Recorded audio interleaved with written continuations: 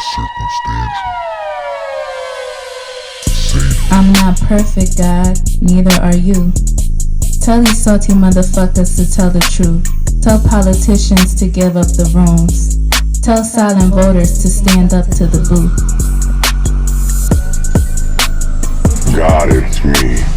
Can you hear my plea? Feeling like I'm lost in this world, can't you see? Demons creeping in, trying to take control of me. But I'm just trying to find the light, trying to break free. I'm not perfect, God, neither are you. But why do you keep forgetting me? What did I do? Trying to have a convo, but you starting to preach. Feeling like I'm on a leash. Can't find no peace, can't find no peace. Living in hell, can't you hear my plea? I'm suffocating, can't you see? Why you let these false prophets roam free? While the well-run suffer, can't you see? I'm not perfect, God, neither are you.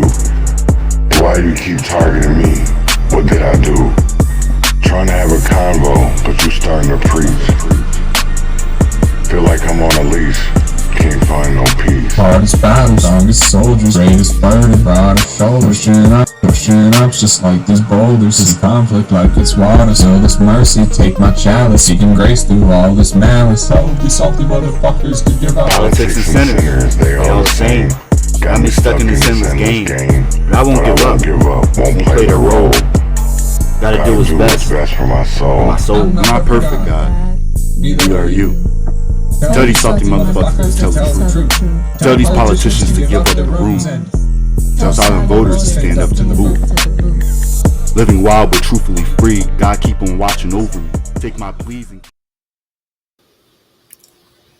Good morning, good morning, good morning, good morning, good morning, good morning, good morning. Happy Monday. You already know how I start this with independent music. And this morning I got What Would You Do? Featuring Circumstantial Saint, Silky Berry, and Urban Conservative. And with that being said, we'll be right back right after this.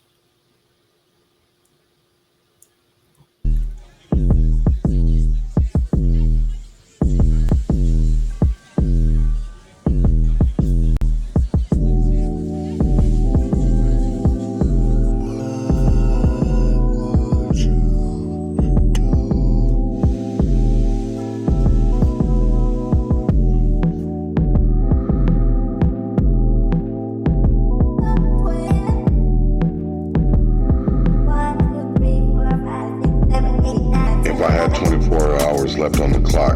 Ain't no sleep, no rest. I'm out here. I'm live. Look at the streets. The jungle's alive. Every block's a battlefield where the strong survive. Mind heavy, thoughts dark. I'm strapped with ambition. No space for second guessing. I'm on a mission. Minnesota got the air thick. Tension so eyes on me. Every corner I creep. Windows roll down, but the steel is tough. Felonies on my brain, homie. It's that life or luck. Who gon' ride with me? Who gon' stand tall? These snakes out here, man, they prey on our fall. I pull up slow. Engine humming, real moan glistening, got that gangsta gleam. I see an activist flexing for the talking change, but ain't seen what I see. He don't know this life, all he got is talk. I'm from the struggle, every step a heavy walk. Snatch his dreams, snatch his hope, take it all, watch his world crumble. As I rise and he falls, best strap tight like a second skin. No forgiveness, dog, I'm playing to win. Sounds good, sounds good, sounds good, sounds good.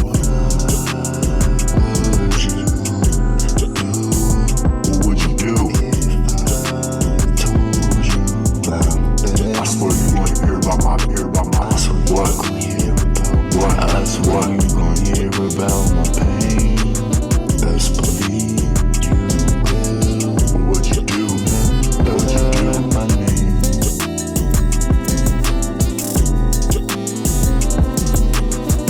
What?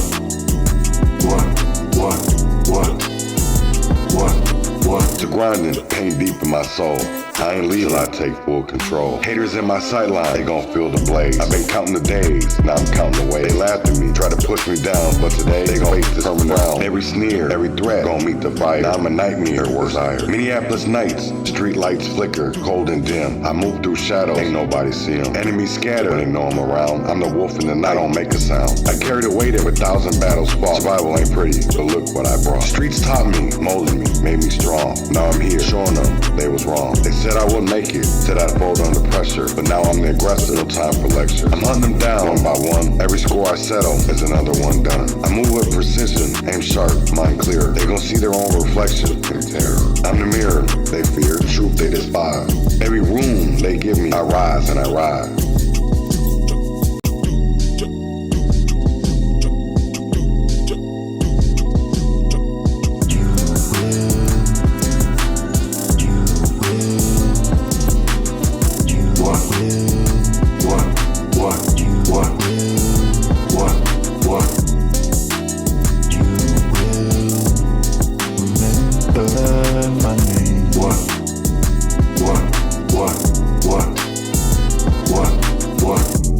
Ain't no glory in this game, just pain and scars. But I'm claiming my throne beneath the stars. I'm the man they ain't never wanna see shine, but I'm taking what's mine. Ain't no denying, ain't no denying. I'll leave the city shaking, streets in awe. Gone in 24, but they'll remember it all. See their faces, the fear in their eyes. They know this is it, the end of their lives.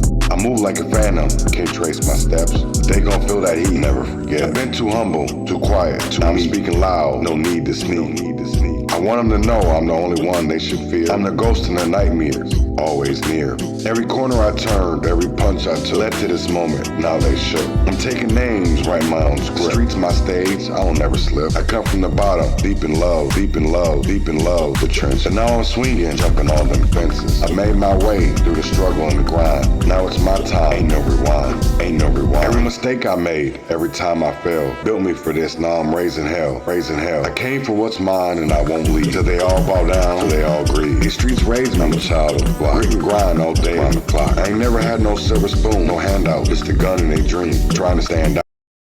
Now I'm standing 10 toes on the pavement. Every breath I take, it's testament to my statement. I ain't no saint, I'm far from a sinner. Just a man trying to make it, trying to be a winner. Moving fast, every second I'm gripping. I don't need no remorse, no second chance. Just me, my drive, devil's dance. Enemies falling, bodies hitting the ground. Bodies hitting the ground, bodies hitting the ground. Every shot I take makes a louder sound. They said I'd never make it, never rise. But now I'm flying, touching the sky. I'll leave them all gasping, begging for air. But I ain't here to save them. But I ain't here to save them. Ain't here to save them. I ain't here to care. I'm gone in the wind, like smoke in the night. But they'll feel my presence, they'll feel the bite. I'm the echo of the streets, the voice they ignore. Now they hear me loud, can't shut the door. I'm taking back what's mine, reclaiming my throne. King in the jungle, but I roam alone. They said I was crazy, said I'd never last. But I'm leaving my mark, now my shadows cast. They'll remember me, every face, every name. 24 hours, and I rewritten the game. I'm gone in a blaze, unforgettable fame. But best believe, they'll all know my name. Best believe, they'll all know my name. They'll all know my name. Best believe, they'll all know my name. Urban conservative, conscious revolutionary, Leon Block.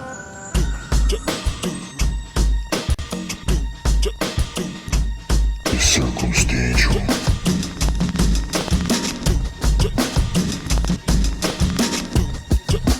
Fuck 12, oink oink. Fuck 12, oink oink. What?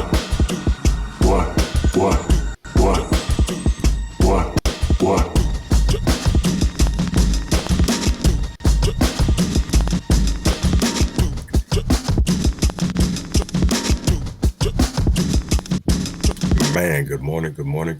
That was What Would You Do? The Urban Conservative, featuring Circumstantial Saint and Silky Berry. So this morning I want to start off with the black man who made the Twin Cities, because we all have mentors, we all have ancestors, we all have legends that were here way before we were ever here. And this morning I want to talk about capital pillars, right? And when I'm talking about the men who made the Twin Cities. So with that being said, I want to get into this, kick it off right away. We're talking about history because we have to talk about our forefathers who were here before us, because it's only possible that we're able to do the things that we're doing. It's because of the people before us. So I want to get a better understanding of our mentors, our legends, the men before us. So here you go with the black men who made the Twin Cities, capital pillars.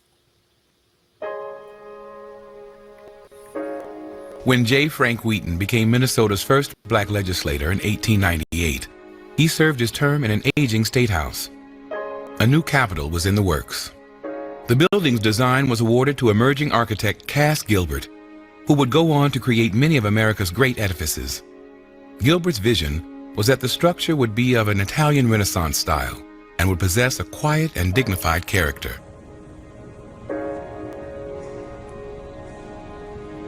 These traits also describe some notable African Americans at the Capitol, quiet and dignified Renaissance men, whose lives would be intertwined with Minnesota's most important building.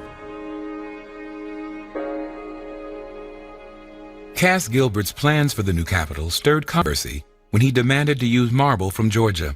Along with the marble came black workers from Georgia, like mason Benjamin Stevens, who knew how to work the stone. The construction of the Capitol also brought north a prolific stonecutter named Cassaville Bullard. Cassaville told family he had been called to work on the Capitol. Whether he meant literally or figuratively, the Memphis native with extensive training in stone cutting and bricklaying seemed well suited for the project. While laying stone on the Renaissance Revival State House, Cassaville was settling down in St. Paul. He purchased land in the Como Heights addition. Then his wife, whose name was Addison, came up from Memphis and helped him build this house. She held a lamp so there'd be light after he came home from work, so that he'd work on the house at night. And at the age of 32, she died and left 10 children. They wanted to take us away and put us in a home, but he said, no, I promised my wife I was going to keep them all together. And he did, yes. And I was the youngest. It would be cozy times. He made it cozy for us after our mother died. As Bullard put stones into place, his thoughts must have drifted to the future and how the dealings of democracy within these walls would affect his children and grandchildren.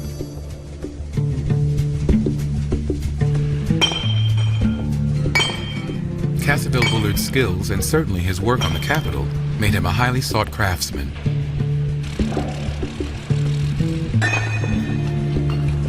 From the turn of the century through the post-war period, he had a hand in the construction of some of the best buildings in the Twin Cities.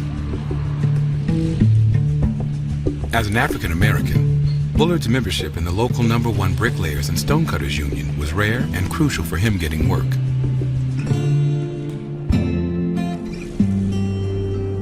By working on the historic Highland Park Water Tower, Cassaville Bullard rendered in stone the designs of St. Paul's brilliant black city architect, Clarence Cap Wigington. Like Wigington, Cassaville's work wasn't well known throughout the Twin Cities, but Bullard was noticed by an African-American boy named James Millsap, who watched as the black stonecutter helped build the Ober Boys Club building. Today, bricklayers use tools like brick saws to cut and fit the brick. Not Mr. Bullard. He took a brick hammer and knocked off the corners of the brick and laid them. When he finished, it was impeccable. There were no African-American superintendents or foremen, and he encouraged me to strive for those positions. James Millsap would go on to own and operate a construction company, while Bullard set yet another cornerstone for the future. The stonecutter helped install the Vision of Peace statue and did other work on St. Paul City Hall, where over a half-century later, his grandson, Arlie's son, Jerry Blakey, would serve as one of the few black council members in the city's history. While Cassaville Bullard and other black masons helped lay the Capitol stone, in over 100 years, only a few blacks have served in its chambers. Despite this woeful record, African Americans were represented at the Capitol since the day it opened. For over 50 years, Billy Williams worked as an aide in the governor's reception room to 14 different governors. When he was a boy, Billy was the host at another historic building. He and his brother were pages at an 1880 St. Paul Winter Carnival, where he greeted visitors to a magnificent ice palace near the site where the Capitol would be built. But baseball was Billy's real joy. By the turn of the century, Billy emerged as one of the state's best players. Williams' charm was as strong as bat, earning him the nickname Gentleman Bill. Dear sir, kindly name your lowest terms to play in Toronto during the coming season, and you shall have an immediate reply.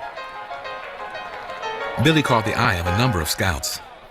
But to play in the best pro leagues, Billy would have to pass himself off as Native American. Oh, damn. He did not abandon his race. He said, I'm black, and that's it, and he wouldn't play for them. The year was 1904. I go to state capital. Minnesota's new governor, John Johnson, would soon take office in the new capital. Johnson consoled Billy on his tough decision and made him an offer. And he said, I got a job for you as executive aide. You go up there and you set up my office for me. And so that's how he got started there. Look at that. His official title was messenger and aide, but Billy Williams was often a kind of unelected influence for African Americans at a time when Minnesota's elected officials were as white as the capital's Georgia marble. Damn. In 1920, a chill was sent through Minnesota when 3 black men were lynched in front of a mob of thousands in Duluth. Also in the early 20s, the Ku Klux Klan reared its ugly hooded head in Minnesota. In 1913, a bill was introduced that would ban interracial marriages. Billy, the child of a black father and white mother, offered himself to legislators as proof that there was nothing to fear in an interracial America. Right. The racist bill was defeated, the Klan's public activities were restricted, and anti-lynching laws were passed. In each case, the capital's quiet black spokesman made a real difference on decision makers. During the Depression, the tension and unrest of the nation and the state flowed into the Kasota stone halls of the Capitol, as Billy noted in his journal. January 28, 1937. Lumberjack strike committee here all day. Governor seems to be equal to the task. April 5th, 1937. Several hundred farmers from all parts of the state stormed the Capitol regarding tax matters. February 4th, 1937. Many people wait all day to see the governor. Almost impossible to handle the crowds. Old bus lines. Billy's work as unofficial ambassador introduced him to a wide range of people, including Minnesota's black movie star Hilda Sim, an Ethiopian emperor, Haile Selassie. He greeted everyday folks as well as the famous. In fact, he would meet and greet over 250,000 people in his half-century in the governor's office. Governors come and governors go, but Billy Williams has remained a heritage to citizens of Minnesota and a monument to his race. So much praise from the white community can raise eyebrows in the African-American community. One of his criticisms that I noted in the book is that he was considered an Uncle Tom by some people. The historic black paper, the Chicago Defender, gave African Americans across the country a sense of Williams' worth. Billy is 6 feet of sincere, open-handed friendliness. Governor Olson may run the state, but Billy runs the Capitol. June 28, 1957. Billy Williams closes his desk in the governor's office today for the last time. In 1957, just shy of his 80th birthday, Billy finally retired. The state celebrated the half-century of service of Minnesota's assistant governor. For a historic retirement gift, Billy was honored as only Minnesota governors are when they leave the Capitol. He had his portrait painted. Theodore Soner, who painted portraits of Governors Youngdahl and Tye, rendered Billy on canvas. Billy Williams, who never married, lived with his niece. At her home in 1963, Billy passed away. For decades, Billy's portrait, his well-worn desk, and much of his story collected dust in storage. Also chipped away from Minnesota's memory was stonecutter Cassaville Bullard. How many knew of the black hands that helped shape the Capitol and other buildings? In the mid-90s, Cassaville's youngest daughter decided to right this wrong. She campaigned to have the family house and Bullard's story added to the National Register of Historic Places. The Capitol's famous focal point, the quadriga, represents the progress of the state. Less familiar icons like Williams and Bullard are also great symbols of progress. Bullard's daughter says her father helped set the gilded statue in place. She proudly shares these stories from the Gaultier home, just blocks from the Capitol, where her amazing father's work is always within view. You know, that's crazy because that, to be honest, I knew that, you know, black men and black women made the state capitol, but I really didn't realize the history of it. And that's crazy to me. That's something that we really honestly don't really talk about. We don't talk about Caseyville Bullard or Clarence Cap Wigington, who are definitely instrumental in the architecture of some of the most famous buildings here in the Twin Cities. And then also we have not even that, we just have Billy Williams, you know, who was a star athlete. He was a star baseball player, but he was an unofficial voice, unofficial. You know what I'm saying? And that's what I will say this is that I understand when it came to our leaders, especially with Martin Luther King, Malcolm X, that there would be, we had Contel Pro, we had all these CIA, we had all these programs. So I understood that there would be things that maybe, would come out that would look, because they know how to demonize us. They know how to do anything. They know how to demonize us. But it's always people that look like us that demonize us the hardest. Then I do believe that's crazy because, people were telling me, Martin Luther King had a dream. And okay, but what kind of dream was that? Because it hasn't been Black America's dream. It's been some white liberal, progressive liberal, democratic socialist of America that has paved America's way. And honestly, can you really blame Trump? Can you blame Pete Hegseth?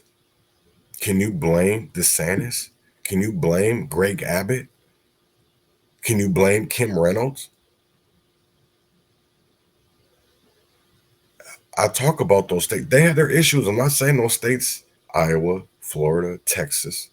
I'm not saying that they're great states. I'm saying that if you look at those states, they're not having the problems that these progressive liberal states are. Look at Minnesota. We're our state since COVID has over, and I'm going to show you, they're going to talk about this because something was canceled today. It was supposed to go on at 8:15 this morning, was the fact that we had I could just get into it right now because I was just whatever, but it's they discussed, actually I will get into this. So over the weekend, Jamie Long and Harry Niska had a whole conversation, and maybe honestly a good one, because it honestly told you what part of the field, what part of the sand the big boys were playing on, if you wanted to consider that. And it made me look at a lot of things. I haven't watched this at all, so I'm gonna watch it with you. And this is really, I always watch everything with you, but you'll see me on screen, is that our leaders, Harry Niska, this is the thing of it is, right? He's talking for 67 Republicans, right? Harry Niska. And then you have Jamie Long, who is speaking for 66. I'm only going to say, I believe it's 66, right? I don't believe it, because I know it's not a tie. They have the Republicans have a majority right now. But Jamie Long. So it's like you had somebody represent us like Curtis Johnson, right? Who didn't live in a district, but you guys say it's a Democratic, strong district. So why not? Why did you promote a person that didn't live in the district? You just believed they lived in the district so that they could vote. The same thing with Nicole Mitchell.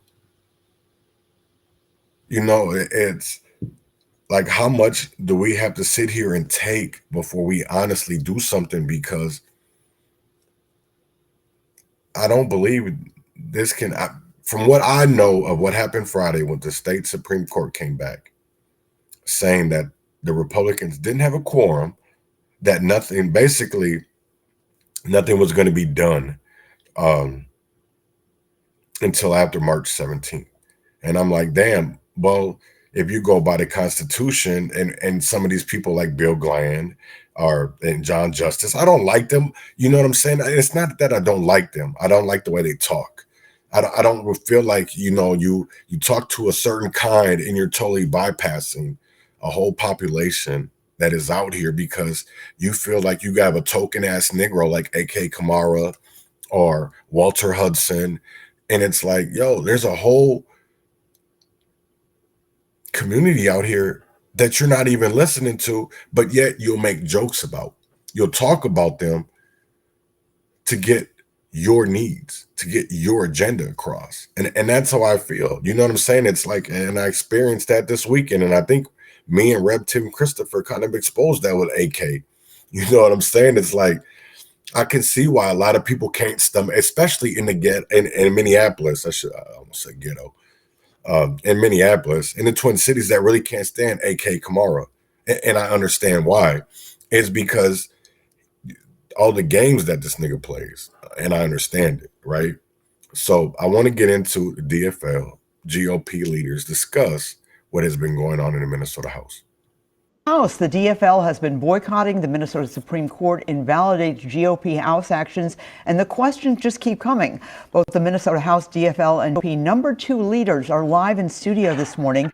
We'll hear from Republican Harry Niska in just minutes, but let's start with DFL leader Jamie Long. Thank you very much for coming in. Thanks, Esme. Good to be with you. I know that the leaders, Demuth and Hortman, had talks yesterday. It sounds like nothing came of it. Well, talks are continuing, but the ask is pretty straightforward, which is that we're asking that the voters of Minnesota be respected. And those are the voters of Shakopee who sent Representative Tabke to the Minnesota House. And those are the voters of Minnesota who sent a tie to the House as well. We're saying when we're in a tie, we should be able to govern together. Let's talk about Representative Tabke in just a little bit, because I know that's a big issue. But tomorrow, will the DFL representatives be showing up at the House? We would as of right now. We would very much like to, but if we show up right now, so it's a no. They're going to kick out Representative Brad Tabke. And last week you had Representative Demuth on the program, and you asked her 3 times if she would agree to kick out Brad Tabke or not. She dodged the question, and that's because it's indefensible. Representative Tabke has won 3 times. He's won on Election Day, he's won at a recount, and he's won in court, and yet the Republicans are saying they're going to kick him out. All right. Granted that the court has ruled that the sessions that the Republicans had were invalid, but should you or the Republicans now get paid at all in this period when you're not at the House where you're supposed to be? Well, until we have an agreement, we're not going to be having at least housing or per diem. That's clear. So there is an incentive for all of us to work together. But we've been working. We've just been working in our districts. We would like nothing more than to be back at the Capitol. And what we put forward is that the Republicans can be in charge when they have a temporary advantage, but when we get back to a tie, we should share power. So right now, both Republicans and Democrats should get paid, even though they're not going to be at the House tomorrow, as of this moment. Well, I think that's what the statutes would say, but no housing, no per diem, and so there is a strong incentive to work together. All right. What is the end game here? Because I think people are really frustrated, and they want to see both sides work together. I mean, the governor was at the Rapidan Dam this past week. They need $900 million for a bonding bill. None of that's going to happen if you guys can't get together. I mean, what is the end game?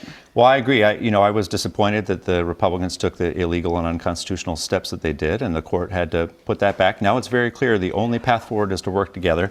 The Minnesota Senate, GOP, has agreed that when they're tied, they share power. That's what we're asking. Well, actually, the Minnesota Constitution allows the House, or allows the legislature to decide the members. So that is legal. That's within the Constitution of Minnesota. And I didn't know that until this came up.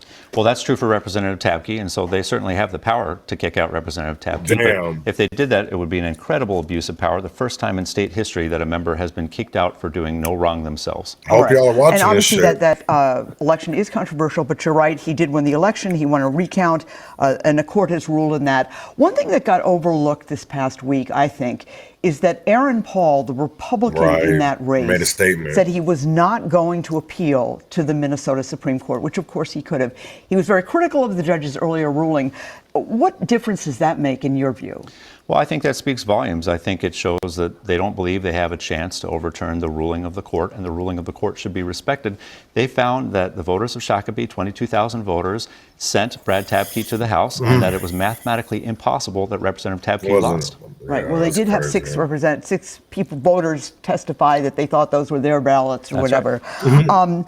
In terms of again, the end game. So this is just going to continue. Is this going to continue until March when that special election in the Roseville seat's going to come We up? sure hope not. We would be back in the chamber tomorrow if we had an agreement that they would not kick out Representative Tabke, and that we would share power when we're back to a tie. And the agreement worked out, Leader Hortman has said, is that Republicans can have control while they have this 68, 67 majority for the next few weeks until the special election, and Representative Demuth would in fact be the House Speaker. That's right, up until mid-March, and that was good enough for the Senate GOP. It was frankly good enough for the House GOP in November and December, but they've walked back from that, and it's inexplicable to me why they did. I think it is very common sense to the public of Minnesota that if they sent a tie to the House, they expect us to work together. All right. Well, I think everyone expects you to work together. Thank you very much, Representative Jamie Long. Welcome back. You heard from the DFL moments ago. We are glad now to welcome the GOP's #2 House Leader, Representative Harry Niska of Ramsey. Thank you so much for coming in. Thank you for having me, Esme. All right. What is going to happen tomorrow? The judge ruling that invalidated basically your meeting and doing anything specific, but you're still going to meet tomorrow, as I understand it? Absolutely, Esme. The court ruling, I think, really sharpened the question we've been asking. When are Democrats going to show up for work? Republicans have been showing up for work. We want to get to work for the people of Minnesota. We'll be at work tomorrow, and we're hoping that Democrats will finally do their duty, do their job, and show up for work at the Capitol when we have session. Representative Hortman has been saying for several weeks that if the Republicans recognize and seat Representative Brad Tabke, Democrat, in that controversial Shakopee election, then you guys can have control, complete control, until sometime probably in March, and Lisa Demuth would be, in fact, the House Speaker. What about that deal? Well, they haven't exactly said that, but right now... Well, she has said that. I mean, she said that. She has said that's one of their conditions. They have other conditions that they have that they require Republicans to agree to in order for them to just show up for their job. But Brad Tabke is the only one right now who's unseating Brad Tabke. I've been at the House for 2 weeks, and Brad Tabke has never showed up. There is an election contest that, as you were discussing with Representative Long, the House might eventually have to decide. And Republicans aren't willing to just prejudge that election contest at the outset. If everybody came back together tomorrow, would the GOP, which will have a majority, recognize Brad Tabke? Brad Tabke is a member of the Minnesota House of Representatives. He would have a vote. He would have a voice. Eventually, there probably would be an election contest going forward. That's something that Aaron Paul has asked for. And then that's a legal process that has to play out in the Minnesota House. Evidence would have to be introduced, and then every House member has to take that responsibility seriously. Really, you're saying that as far as you're concerned at the moment, it's a no. But let me ask you, Aaron Paul had the choice to appeal to the Minnesota Supreme Court, and he said no. He's declining. This is the Republican who came so close. Doesn't that mean he is acknowledging the court's decision? No, what he's acknowledging is what Brad Tabke has said about the court's decisions, which that they're advisory and that it's ultimately the House that makes the decision. And so the House might have to engage in a legal process where each one of us essentially sit as judges. And I don't think it's right for the House, for House members to just decide that issue before it would come before us. And this is something actually I think a lot of people don't know, and I didn't know it before. That legislature, the Minnesota legislature, has the constitutional power to seat representatives. That's not the case in many legislative bodies. I want to ask you about something, because there's obviously the legal path, and then there's the path of maybe what should you do. A number of years ago, 17 years ago, there was a very controversial election in this state. Norm Coleman lost by 312 votes. In that election, there were votes that were counted from a precinct where votes were also lost. In the end, the Minnesota Supreme Court said, yes, Senator Franken, or Al Franken, should be seated.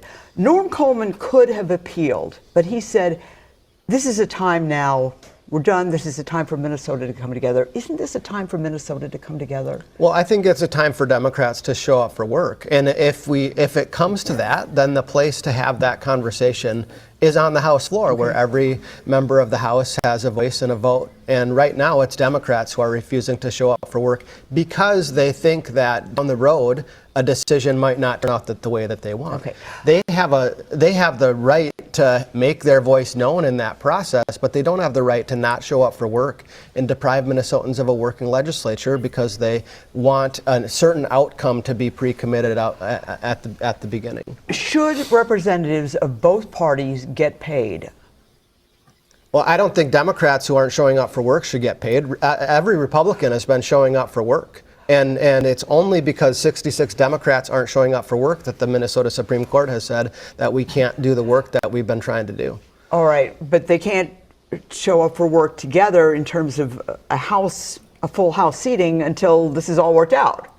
Well, they can't show up for work as long as they choose not to show up for work. Okay. Republicans are showing up for work. When are Democrats going to show up for work? You know, it doesn't sound like there's any resolution in sight.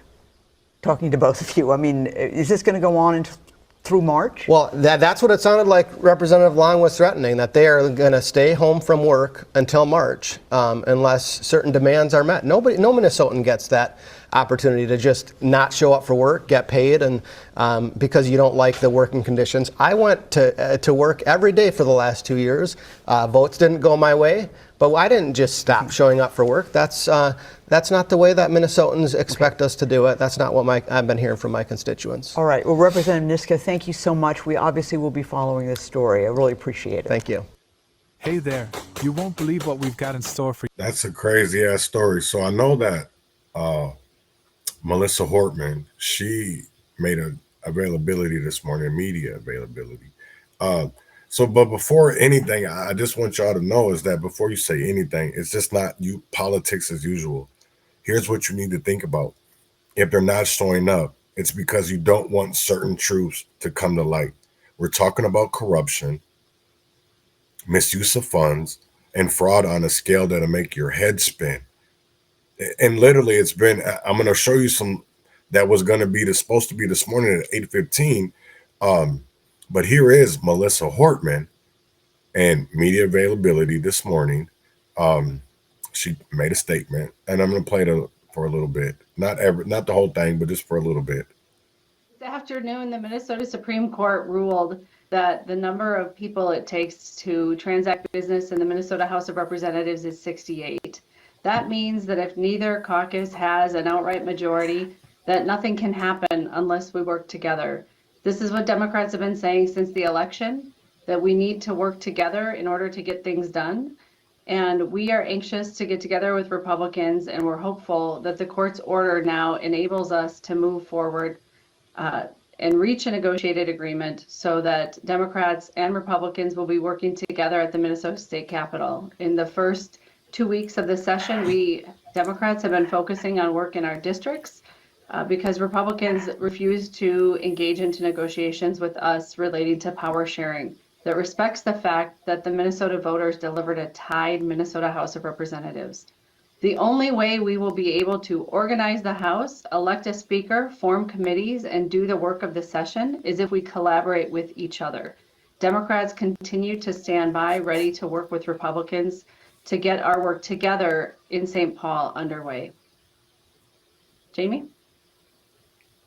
We went to court to try to protect the will of the voters, and the court has made clear that the GOP's actions of the last 2 weeks have been illegitimate.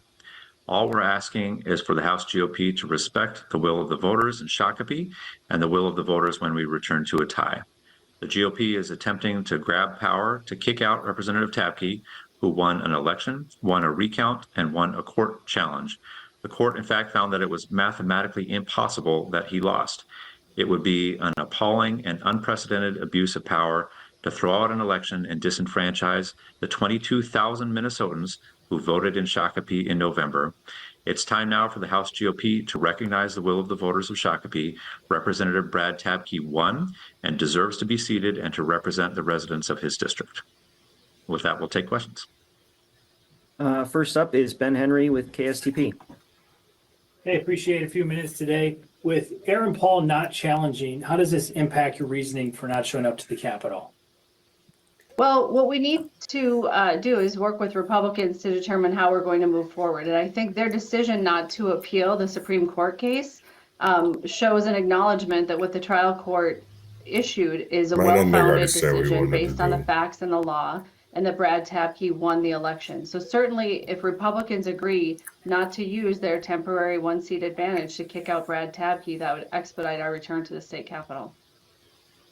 Representative Niska also today made clear that the court opinion wasn't relevant to them, that they are moving forward with kicking out Representative Tapke, regardless of the decision of the court. And so that is the issue that we need to resolve. We need to be able to get to a point where they are respecting the will of the voters of Shakopee. Next question was Peter Callahan. He said, That what was does Peter. it mean that the court did not issue a writ? So it's my understanding that in 1971, when the Minnesota Supreme Court ruled in the Palmer case, they did not have to give explicit instructions to the Minnesota Senate. They merely found the legal issue to be the case that the lieutenant governor couldn't vote in Senate functions, and then they figured that would be enough guidance for the Senate to figure things out from there. So what the court is essentially saying to Republicans and Democrats today is get back to the negotiating table. We don't need to fill in the lines for you. We don't need to connect the dots. You are fully capable of doing that and get to that work. Corin, Fox 9. Hey, so curious, given the tensions that have developed over the last 2 weeks, whether this, calls into question do you need to get something in writing, basically, is what I'm asking, because what's to stop them from, seizing the reins of power again when it's still 67-66?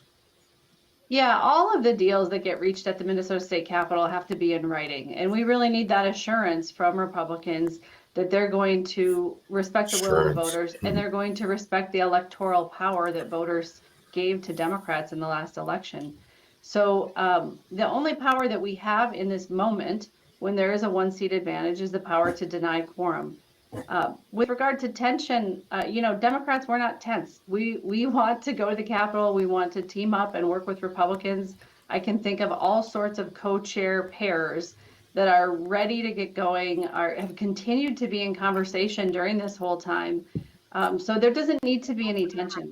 We can come up with an agreement that respects both sides, comes up with a win-win, and gets us all back at the Capitol working together very soon. Mary Murphy, Forum. Hi.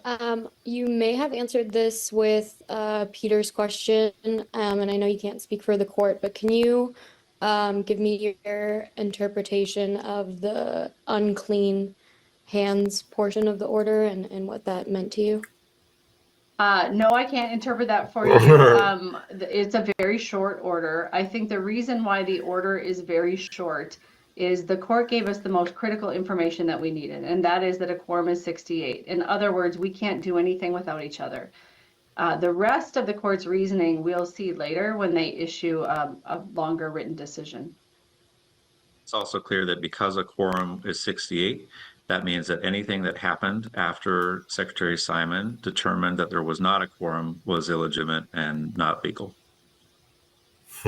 That means all of the so-called committee meetings that have happened. That means the so-called committees that were organized. That means the so-called election for a presiding officer. Damn. None of that stuff is valid. It's valid. We have to figure out together how we're going to move forward. Michelle Griffith. Wow. Hi, thanks. And my thing of it is, I don't honestly believe people really know what's going on. You know what I'm saying? You're having a bunch of words instead of being actually told the truth. You're giving word salad. And I want to go over the fraud and waste tracker, because this is one thing that was supposed to happen this morning. And now that I'm hearing Michelle Hortman, she's saying it's, and Jamie Long saying it wasn't legal. So that's really wild, because there's been a lot of committee hearings going on lately in the House, but only one side. And so none of that is legal. So you're telling me that when Bob Fletcher got on there talking about Minneapolis and, you know, all these things at the public safety hearing, none of that counted. None of that mattered. Well, it didn't matter anyways because that nigga's a crook. You know what I'm saying? But you have to look at this and all of these frauds. You know, you had a whistleblower with the child care assistance. You had frontline worker bonus pay. You had Feeding Our Future. You had provider overpayments. You had Evergreen Recovery. You had Medicaid, unemployment, Medicaid, unemployment benefits, SNAP, Medicaid,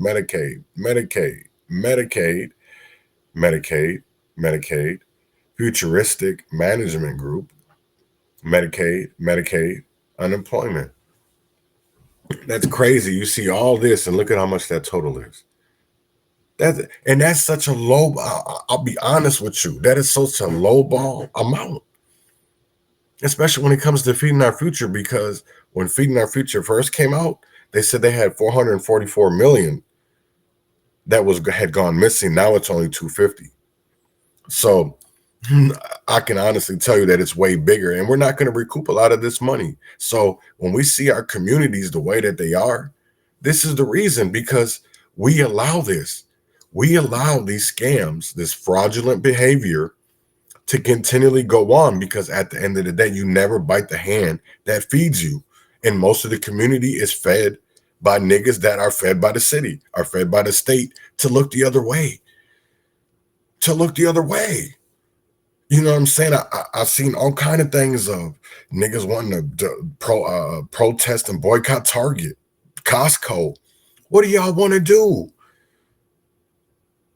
Because when people were saying these things about Target, they were only making these niggas like Tabitha Brown a token.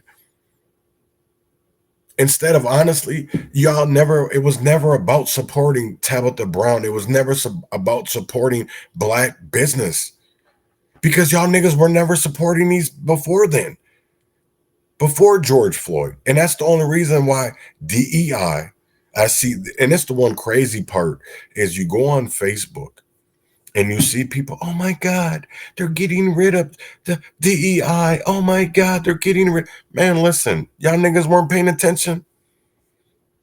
You weren't paying attention to what's going on around you. And that's sad as hell. It just shows me that we have a bunch of blind followers in our community. And honestly, people don't know what is right and what is wrong, because you have so many people that it's like how we talk about law enforcement, bad apples.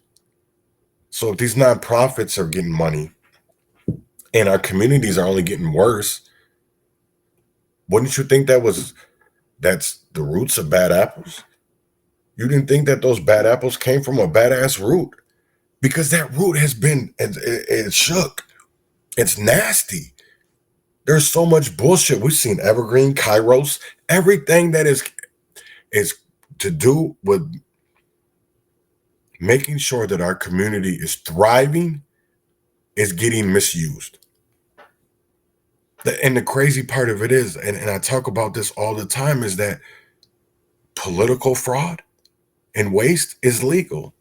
We have to make policies, because I will tell you like this. I'm somebody that, you know, I don't know about all these other motherfuckers. I'm from Minnesota. I'm from Minneapolis. You know what I'm saying? So when you get on certain people talking about this or that, especially in Wilmer, I've been to the youth lockup there. I've been up there. But you're going to have a lot of individuals that don't know what you're talking about. Because I looked at some of these people's posts and I'm like, damn, they really don't know Minneapolis. They don't really know the Twin Cities. Because look at it. Look at it. You know, everybody wants to talk about these tariffs and all this. Let me ask y'all a question. Does anybody not remember Gary, Indiana? Does anybody not remember that Gary was a booming ass town? Or that Detroit was Ford, Chrysler. No, all that shit is made overseas now and brought over here. So now y'all want to get mad. But where was everybody when it was America first? Because y'all wanted more money. Y'all wanted more money. So motherfuckers just left. That's why you see what's going on in Iowa. Niggas want more money. Because you have these liberals and progressives that want to take care of these, that think it's in the 14th Amendment, is that we take care of people that were born here, and they're because they were born here and their parents are here illegally, or they misused their visas and all, they should be here. No, fuck that. I'm glad. To be honest, I'm not even I'm glad, because it's making niggas look at stats. It's making motherfuckers look at data, and niggas ain't wrong. And right, just like V3, just like V3, just like V3. Right. The whole house right now is crazy, and I'm going to be honest, it's crazy. Because to me, you're having individuals that don't want to look in the mirror and say, you know what? And that's what's going to happen, is people are going to look in the mirror. Because both sides, this is the whole thing. I'm starting to feel like this was all a mind fuck. This was all a mind trick between the Republicans and the Democrats, right? Because they posted that this was going to be this morning at 8:15. Why is it every time we talk about waste, we talk about fraud? Niggas don't want to hear that. Y'all want to hear about motherfuckers twerking. Y'all want to hear about sexy red. Y'all want to hear about Nelly performing at Crypto Ball. Y'all want to hear about Snoop or Rick Ross. No. You don't want to hear about what's going on in your state capitals. You don't want to know what's happening in your streets, in your communities. You don't understand of that policies and legislation get y'all fucked up, because words do matter. We talked about this on Saturday, that shall versus should. They should. You know what I'm saying? I'm trying to explain to people of like words do matter. It's just like with no knock warrants. It's with exceptions. So the same thing that they killed Amir for, they can still do it because it was done with an exception. Because y'all never heard about Otis Elders. Most of you motherfuckers haven't.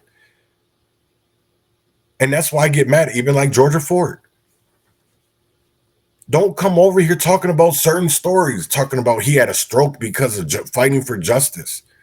No, the nigga had a stroke because he old. And these white people stressing y'all niggas out. Just like I had a stroke and a brain bleed earlier last summer. You want to talk about fighting for justice? I didn't put no motherfucking GoFundMe up asking for no motherfucking money. You didn't see that from me. You didn't see me out here come on, man. I'm starting to realize motherfuckers don't want change. It's all about the cash flow. It's all about money. Because you just heard between Jamie Long and Harry Niska that there's a $900 million bond that needs to be done for our infrastructure. And they're not even at the fucking table talking about it. And all these 330 bills that have been dropped in the House, Minnesota House, don't mean a motherfucking thing. All these committees that have a chair and a vice don't mean shit. So when are the people finally going to stand up? Because today, the indivisible Minnesota will be at the state capitol. So what are we going to do? Everybody's worried about ICE, ICE, baby. Y'all worried about immigrants. And I'm not saying there ain't nothing wrong with that. When the fuck are y'all going to focus about us? About our community? Y'all niggas get so distracted over goofy ass shit.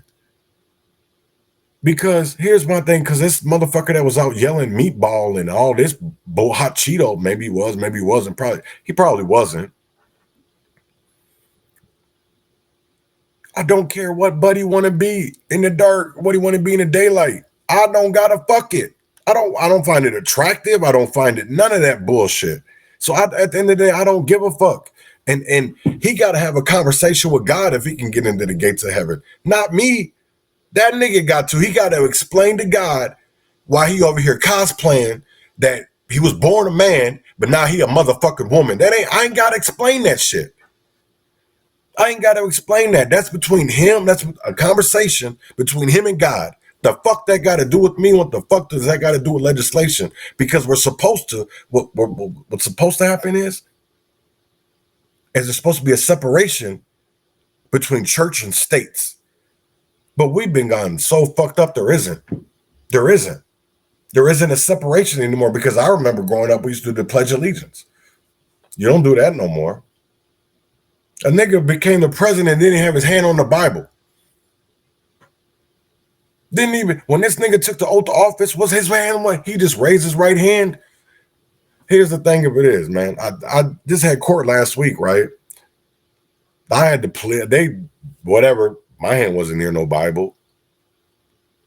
So it really wasn't like, if there's nothing, here's the thing of it is, if you're not swearing to God, niggas get up here and lie. They get up here and lie. So then I thought about it. So if niggas out here making promises, put your right hand to God and your left hand ain't on the Bible, how's that a promise to God?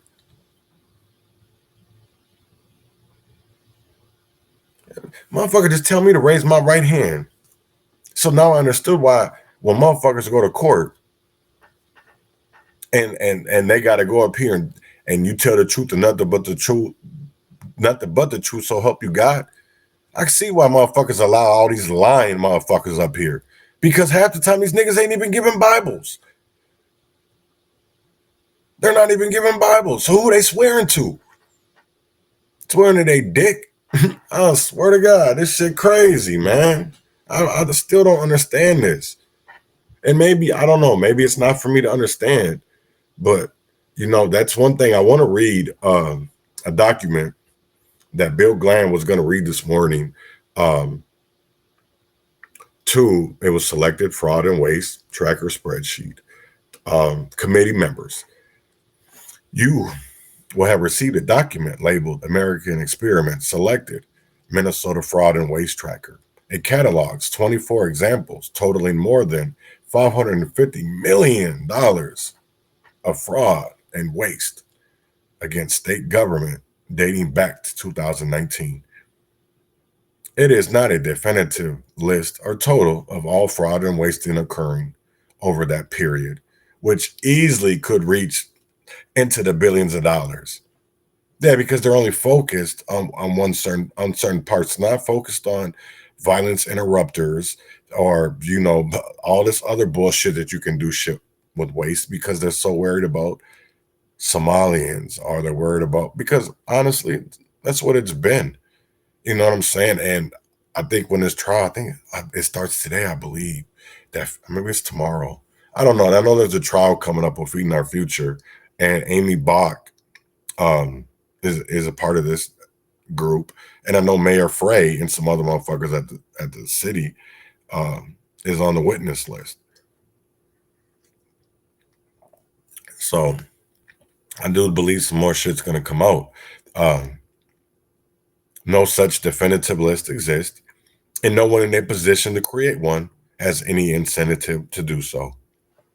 Nor does the tracker include obvious government scandals during the period involving massive government waste, such as Minshore, Minlars, and the Southwest Light Rail project, to name just a few. For the most part, this list tracks examples where groups of individuals or corporations for nonprofit have organized to defraud state government on the industrial scandal. For dollar estimates, I have relied on third-party figures from prosecutors, U.S. Attorney, Minnesota Attorney General, and the Office of State Legislator Auditor, OLA, and other government agencies. Most of the examples involve programs overseen by the State Department, by DHS.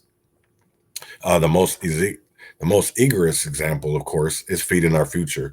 We all know that one, right? We all know that's the big scandal by the State Department of Education. The second courtroom trial, federal court, in the sprawling scandal will begin on February 3rd. So it's coming up. That's with Amy Bach. Some perspective, Feeding Our Future, is only one of the many nonprofits, but the biggest involved in free food fraud during the 2-year period from 2020 to 2021. Using figures from the OLA and MDE, I calculated during the peak period of the scandal, year 2021, just Feeding Our Future, a single corporate, received 42% of all the money distributed that year by MDE for free food for hundreds of nonprofits. Damn, that's 42%. Damn, that's a lot of fucking money. Add in the next two largest nonprofits shut down for noncompliance, and that total rises to over 2/3, 70% of all the money going out the door.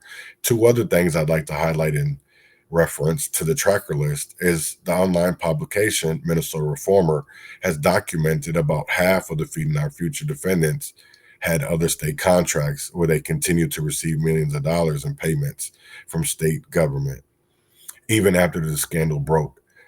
Services include, but are not limited to child care, adult daycare, autism clinics, and personal care assistance (PCA) programs. The PCA program, by its nature, poses a significant oversight challenge. There are between 100,000 to 200,000 people registered to provide services to some 40,000 clients and a $1 billion annual program. Damn. And then you look at this shit. You look at the fraud. There's so much. It's ridiculous. And it just makes me wonder of like what the hell. And then the whole crazy thing is, so there was at the Senate last week, there was a hearing, right? So Jody from DHS came up there. I know y'all probably don't know who Jody is, but she leads DHS, right? And so an insider is claiming that systemic issues in addressing fraud, because I would bet that 90 to 99% of offenders didn't just commit fraud once. They've done it multiple times because they got away with it, the source said. And there are thousands of cases from 2021, 2022 that haven't even been touched. That's a motherfucking shame. And now I see why there's such a struggle in our houses, because we can't get shit done. Right? We can't get shit done. And see, that's the thing of it is they put racism and all this other shit so they could, COVID came around where everybody got sick and died. And, motherfuckers still getting sick to this day. You know what I'm saying? We see that the hospitals getting overran with COVID and all this goofy ass shit. But it really makes me wonder of like, there were so many programs that we never did shit for, right? We never did shit. We never did shit for. And why is that? I don't know. And I honestly feel like a lot of people play such a big part in this, like especially when it comes to our elected officials and in our police associations and all that shit. There was so much fraud. I think everybody had their hand in it. You know what I'm saying? I honestly believe if you're not grassroots, because I can tell you this, is that almost damn near everybody out here has taken money, some form or fashion. And there's not many people like Reverend Tim Christopher. There's not people like many like Marcus X. Smith. There's not many people like Chaz Neal, like Robert Johnson. You know what I'm saying? There's not many people like that. And we have to go up against organizations like BLM, like the NAACP, the Urban League, and elected officials. Doesn't matter if they're Republican or they're Democrat. I get along with Republicans because of the fact they call out the Democrats. But then when I start calling out their colleagues, their buddies for doing the same shit they're calling out these other motherfuckers for, then they dislike me. They dislike me. And I still to this day don't understand that. It's because how can you call out somebody because of their political view, but then yet sit across the same person and don't say shit to them about it because y'all have the same political agenda. Y'all talk about Jeffrey Epstein and all this child trafficking, but yet when you bring up Minnesota's Republican activist, Anton Lazaro, who was labeled Jeffrey Epstein Jr., but in Minnesota, then you niggas want to get quiet because most motherfuckers never gave their money back, never gave the donations. Because this is the thing of it is, if they did, where would they be? I honestly want to know, because there's a lot of motherfuckers that never gave a dime back for Anton, the donations. Because I would tell you like this, and it's been brought up before. Look at the time where Anton Lazaro worked for Lacey Johnson and see how much money he brought in. See how much money Lacey Johnson brought in and still didn't get anywhere near close to beating Ilhan Omar. Didn't even get nowhere fucking close to beating Ilhan Omar. And that's fucked up. That's crazy as hell to me. That's crazy as hell, right? So I want to talk about something else, right? I want to talk about, I'm naming this it's a breakdown section of A.K. Kamara.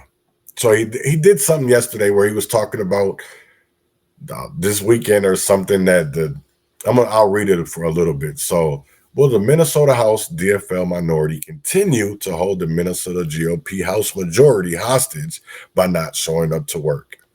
It's calling a black state rep chicken meatball headed motherfucker racist. Where's Tampon Tim?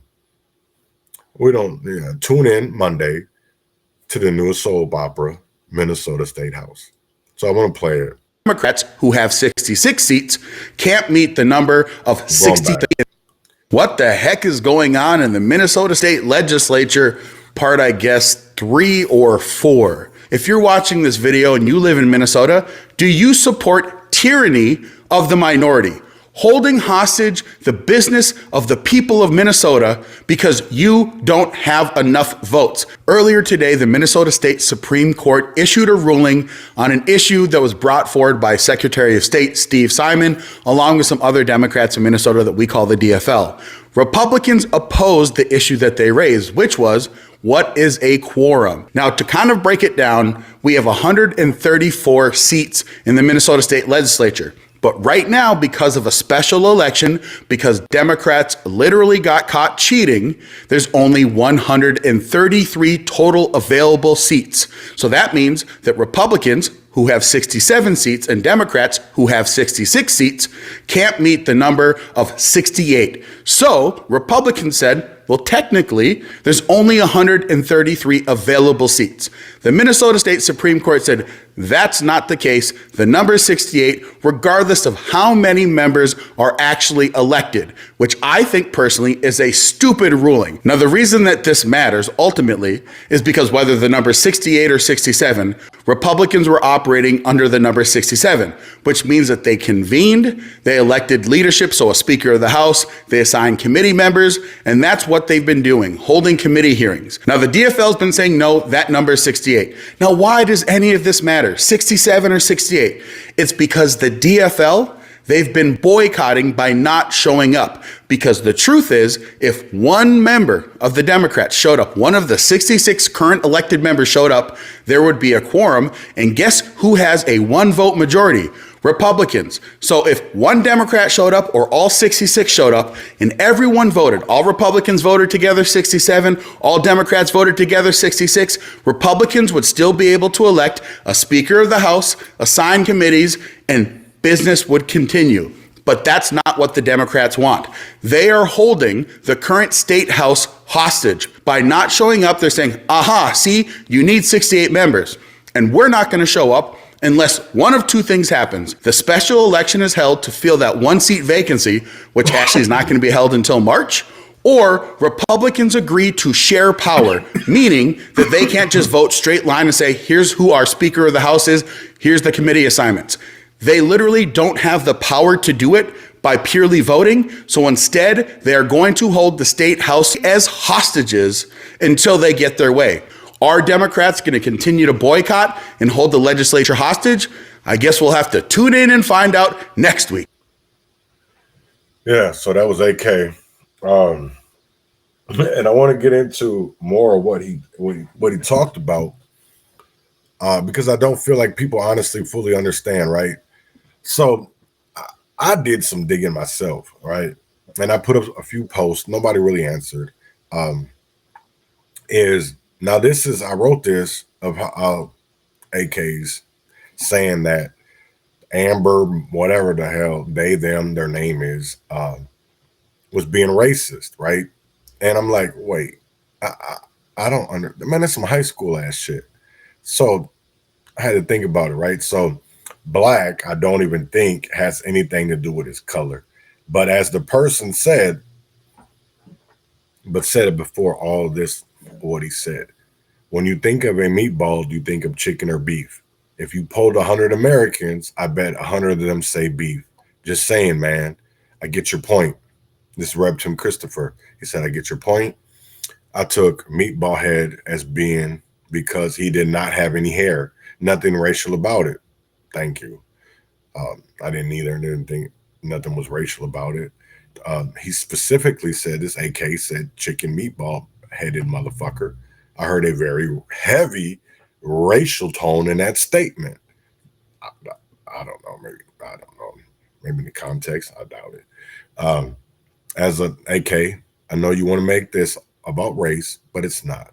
That group went after him because, as they said, he's causing problems in their community with his words. But it's funny how just in the last month, people who said nothing about their blackness is black. Nah, man, if you listen closely, right before he says chicken-headed motherfucker, he whispers watermelon, hot Cheeto eating. Listen all the way back up. And basically every 400-pound label Marcus dude that dresses like a woman is extremely racist. Reb Tim Christopher said, wait 1 second. I did not hear that part. I will go back and listen. And I asked him, have you heard it? He said, nope.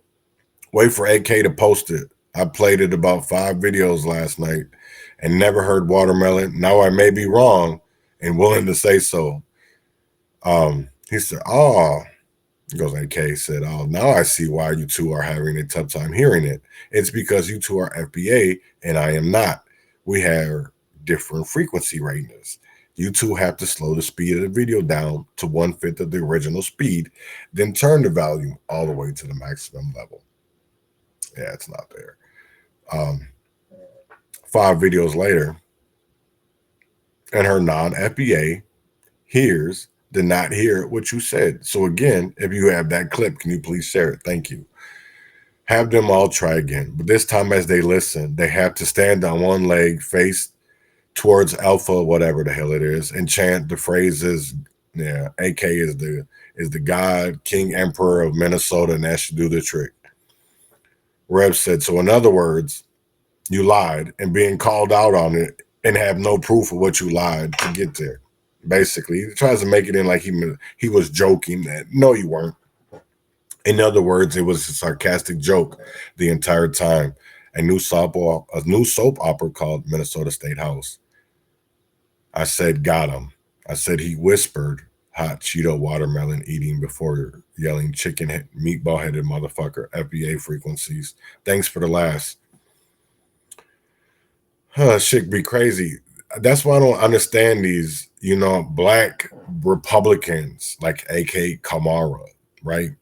Because he was this one crazy part for me is that I don't understand how Republicans even can go to somebody that has no understanding of the black community. None. Because he grew up in Devil's Lake, North Dakota, and calls himself black? No, he's not black. This nigga has nothing. He talks white. Or 4. If you're watching this video and you live in Minnesota, do you support tyranny of the minority? Holding hostage the business of the people of Minnesota. This nigga's a weirdo. And I'm going to say it again. The only time this motherfucker ever comes around, he ain't never been over north. I ain't never seen the nigga.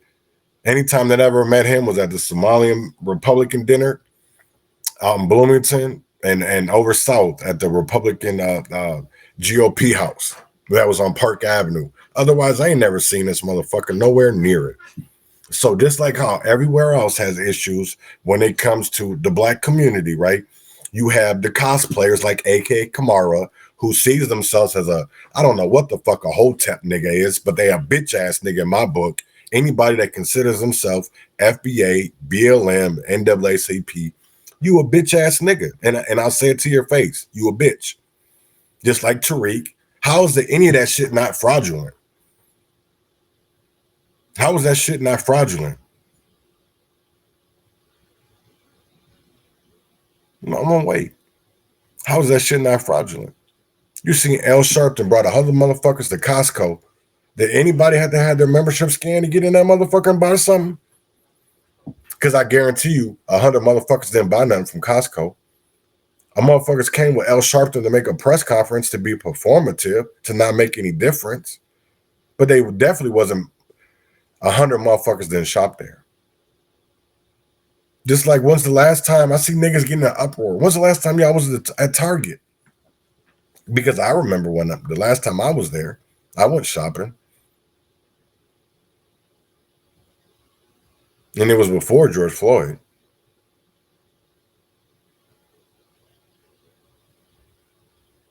We've been asking y'all when all that shit came out about them doing surveillance. And some of the, especially in Minneapolis. You have a retail company that poses as a surveillance company. How can you call them any other thing than being a surveillance company, Target? But yet y'all want to go over there talking about boycott. Should have been boycotting them. I don't understand these motherfuckers, man. I don't get it. I honestly, I don't get it. It's because, the same thing came with Starbucks.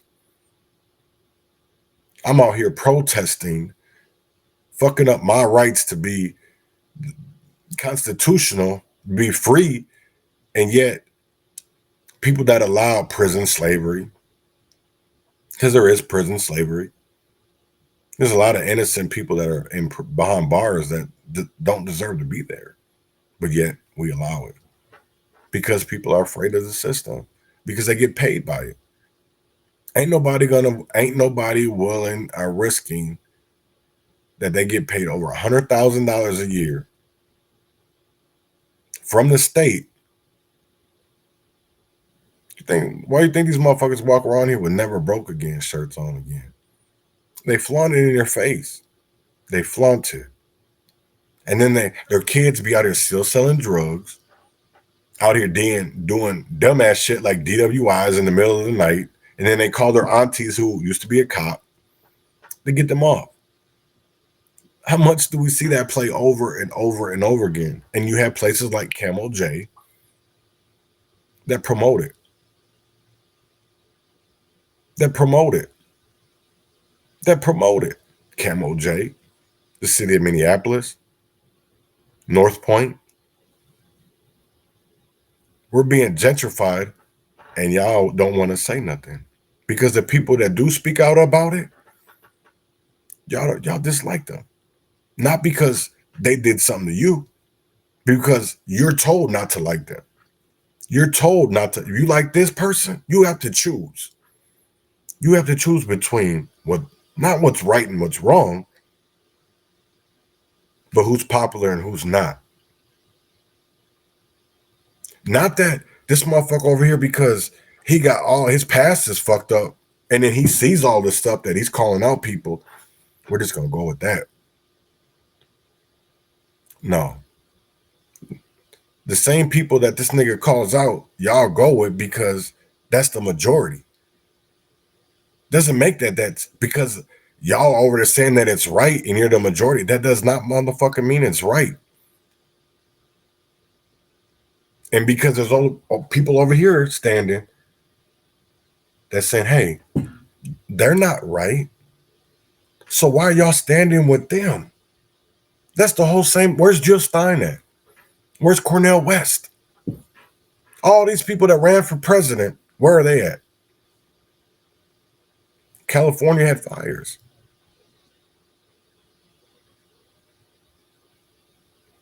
We're still in a crisis. We are still in a crisis. ICE is in our areas. Not that I don't care, man. Listen, if they gonna pay somebody to turn one of these motherfuckers in, call me. Mr. Telephone Man, there's something wrong with my line. Yeah. Motherfuckers out here pushing out ICE numbers like, yeah, I ain't never seen a motherfucking day in my life. I ain't never seen that. Motherfuckers talk about fuck the police, but then, hey, ICE, baby. There's some motherfuckers over here. Yeah. Niggas ain't even getting paid and turning into snitch ass bitches. Niggas snitching ain't even getting paid. Niggas out here snitching. And I get it. I get it. You know what I'm saying? I get it. I ain't saying nothing wrong with it. But then you can't be mad when y'all sit here and look at parking lots of these corporations and these companies and you see it's half empty. You got to understand why. You know, I was asked over the weekend, you know, so ICE can just come into schools like that?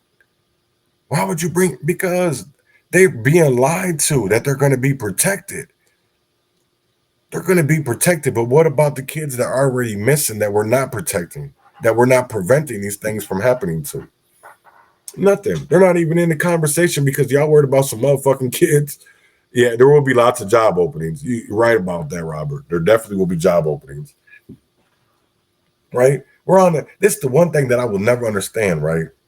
Especially when it comes to Minnesota, because I think Morstein, Action for Liberty, posted about this just yesterday. Was they didn't understand that? Oh no, it was Dustin. That's who it was. It was Dustin. He didn't understand that there was a fire at that chicken coop up north. I forget the name of what it's called. But he didn't live far. He don't live far from it. And it tripped me out. I was like, damn, niggas don't even know where they live. They don't even be knowing. But unless it's you want to be involved in it, you really don't know that shit. You really don't give a fuck. Because it's not hitting your home. It's not hitting your house. So why would you care? You know what I'm saying? Of like, it doesn't hit your home. So why would you care?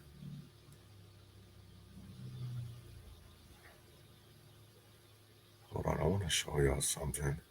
I might be in my replies. I think I posted it. I don't know though.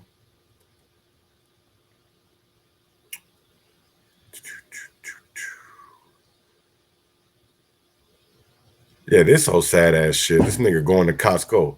Nigga, nobody. Okay, hold on.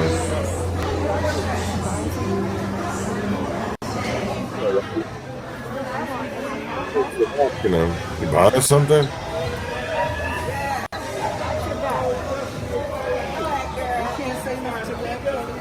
This shit crazy.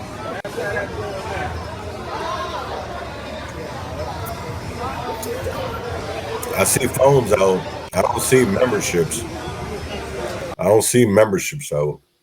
I don't see memberships getting scanned. Motherfuckers asking like, this shit crazy to me. I don't understand it. You know, just like it didn't last that long.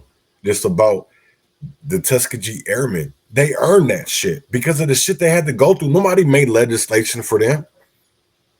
So it was right to give it back to them. And I want to thank you, Pete Hegseth. How can you call these people racist when they just want to do the right thing? They just want to do the right thing. Because who benefits? Who benefits? Who benefits from this? Not us. I'll be damn it ain't us. You know what I'm saying? It damn sure ain't us that benefits. And that's what's crazy. But people are all right with that. And it's like, yeah, we're okay with being tokens, we're getting crumbs with. And it's like, come on, man, we're better than this. We're better as people. We're better than what a lot of motherfuckers want to believe that we deserve it. You know what I'm saying? They want us to think that we deserve it and we don't. Especially with these motherfuckers that just come over here, right? Because we have to jump through hoops. But all the things that we have to jump through are because of people like them. That's what's crazy. And I will never understand it. Never. I don't know where it is. This one tripped me out. This shit, wow. Because yeah, Allah loves equality. I don't know about maybe loves equality, but I don't know about no LGBTQ ass motherfuckers. Like, come on, man. Let's be honest. They make laws over there where y'all niggas ain't going over there to fight. You know what I'm saying? Oh yeah, Prairie Farms, right? Prairie Farms is what it was called. But it was crazy. But like even just like Dustin, I don't even understand how this wasn't in the news more. Let's see. Yeah. I don't know whose eyes those are. Maybe Myron Gaines or something. I don't know.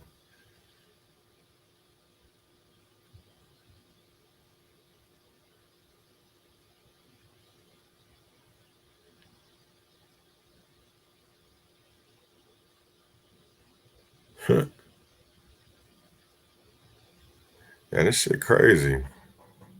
I don't know. There was a big ass fire though. Maybe it was just there it goes. Right here, yeah. This happened at Forsman Farms in Howard Lake just after 5:30 Monday morning. Authorities said that the fire was contained to just one barn. While there were no injuries to any of the workers there, authorities said that's one barn. 100,000 hens died. Fire crews do not believe that that fire is suspicious. Damn, that's crazy. Yeah, he said Howard Lake is just down the road from me. It's crazy how shit goes on and motherfuckers don't know, or we be so caught up in our own worlds that without paying attention to what's going on around us, we don't know what's going on. And to me, that's sad. Because you have everything. There's no reason for anybody to be like that, to honestly be like that anymore. And it's sad as hell because, yeah, I don't get it. So I want to show y'all this before we go into the last little segment. So a situation happened over the weekend where somebody was snowmobiling, and he was dressed like a Klansman. He had a Klansman hood on in Virginia, or not Virginia, International Falls. So they call it, what the fuck do you call it? The Iron Range. So I just thought it was a little hilarious. And yeah, it just shows stupidity in my eyes, and it just shows how stupid people really are. And you're not very articulated, you're not very educated, because when you're educated, you do better. And this nigga obviously didn't know to do any better. So watch this. Hey, get that shit off your head. The fuck is wrong with you? Go. We're not serving you. Go. Go. Go. Damn, that's crazy. I don't know what the fuck kind of shit that is. It's not okay. Right. That shit? Damn, that's crazy. I'm dead. This nigga totally out here. Oh, he's still getting gas. That's wild.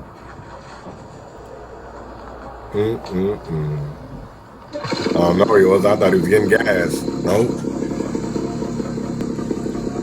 That's wild. Damn, I can't believe that. I don't know where. I know this was International Falls, but it just shows you, man. Like, people don't care because they're not educated. They're not educated to give a fuck. So why wouldn't you literally have people? It's because we have people like AK Kamara who gets on here and thinks that it's okay to be like this because he doesn't see a problem with it. Even though that Democrats, this is the one crazy thing is that nobody wants to talk about, is that a Democratic leader started the KKK. Started it. A Democratic leader, a Southern Democrat, because there was a difference. Just like right now you have progressive Democrats, you have liberal Democrats, you have DSA, Democratic Socialists of America, but they're all under one faction, and it's the DFL. Just so Southern Democrats, Northern Democrats. It's like in Red Wing when I used to talk about all the time about the two papers in town. One loved this white man because how he looked at black people, how he talked about black people. He thrived off it. He thrived off it. He got money. So he was sensationalist about it. Just like how these niggas are nowadays, right? So it trips me out. But I want to get into this ICE, right? Because it is the fear and it is the economy. And you probably are going to see a lot of fear mongering going on when it comes to ICE is in your town or in your city. And we don't know. I know a lot of individuals live in places that have sanctuary status. So your law enforcement isn't going to be helping in the least bit.